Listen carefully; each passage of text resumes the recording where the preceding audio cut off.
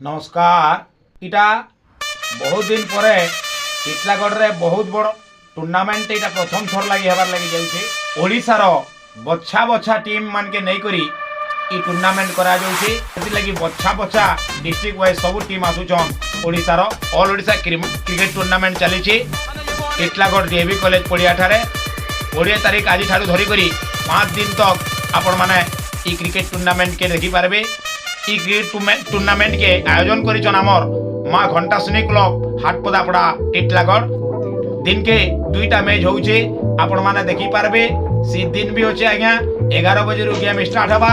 आपण माने आसी करी सुंदर आकार रे देखुन आरो बहुत सुंदर सुंदर टीम माने आसीछन। आर जेन माने जितबे आज्ञा से मान के 70,000 आर जेन हारू टीम के दिया जेबा आज्ञा 40,000 टंका छन। से कर्मकर्ता मान के भी धन्यवाद दिया जाउछे।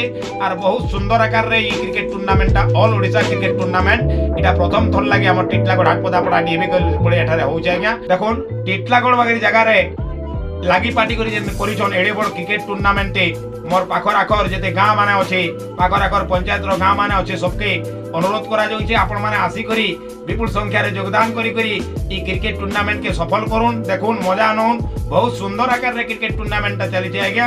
आपण मान के मोर रहला आउ गोटे भी अनुरोध रहा जे आपण माने मोर चैनल के सब्सक्राइब करूँ लाइक करूँ। जिन भाई माने लाइक नहीं करबा से माने भी लाइक करूँ। जय जगन्नाथ नमस्कार।